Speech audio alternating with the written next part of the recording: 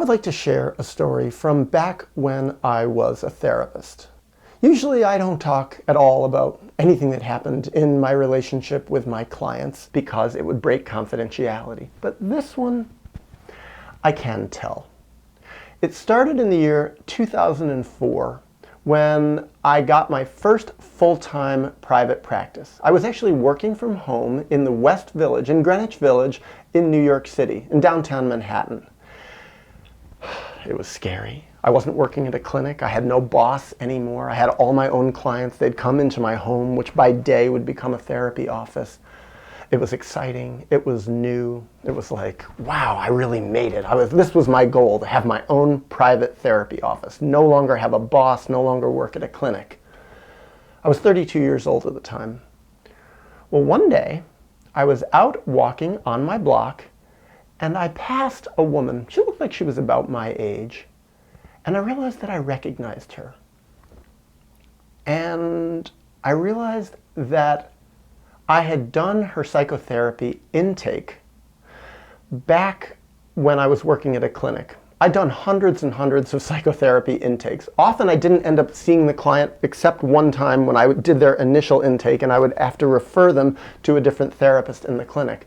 But I looked at this woman and I was pretty sure, yeah, I did her psychotherapy intake. I sat with her for an hour. I couldn't remember when. I couldn't remember any details of her life.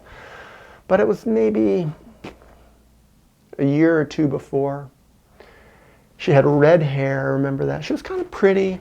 And I was looking at her and she looked at me and she also recognized me. And this is part of why, from the look on her face, that I realized it was something awkward that I'd done her intake. And she looked down. She didn't want to make eye contact with me. And sometimes living in New York City, this would happen. I would run into people that I'd been their therapist or I'd done their intake, and they told me all sorts of personal stuff about their lives, perhaps like being abused as kids or embarrassing or painful things that they did, or very vulnerable times in their life, being hospitalized, perhaps having been sexually abused by a family member, things like that.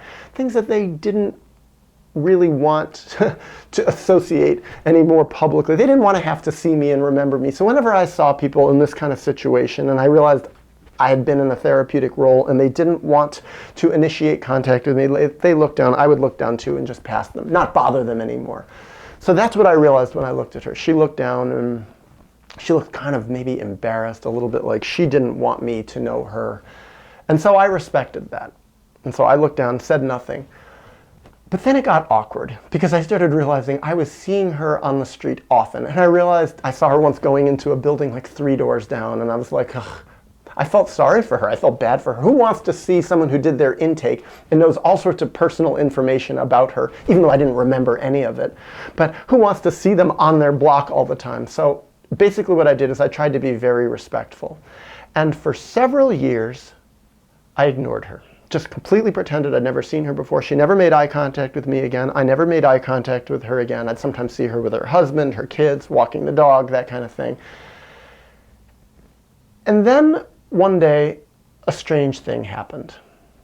I was watching a movie, a science fiction movie, about a world in which people couldn't have children, in which people had become sterile. And as I was watching it, the main character came on the television screen. And it rang a bell, and she had reddish hair, and I looked at her, and suddenly I realized, I know that woman. I did her psychotherapy intake. And it was bizarre. I was like, oh, I didn't know she was a famous actress. She never told me that in the intake. And then suddenly I realized, Daniel, this is the world famous actress Julianne Moore. She was never your psychotherapy client. You never saw her in a session. You don't know who she is personally at all. She's a world famous actress, and you've probably seen her on the news, or you've read about her in the newspaper, you've seen clips. And you live in the West Village in New York. The West Village in Greenwich Village in New York is full of rich and famous people. She just happens to be your neighbor. Yeah, you live in a little studio apartment in a building that has 15 or 20 apartments, and she lives in the entire building 3 doors down that's the exact same size, and she owns the entire $15-20 million building herself. She doesn't know who you are. The reason she's looking down when she sees you is she thinks you know her because she's famous, and she doesn't want to make eye contact with an ogling fan. And the reason that I look down is because I completely misinterpreted her look. I thought she knew me. She didn't know me at all. I didn't know her at all. And actually, it was a very interesting thing to consider what the reality of the situation was, and just how easily I could misinterpret human dynamics. And also how actually, by talking about this now, I'm not breaking her confidentiality at all.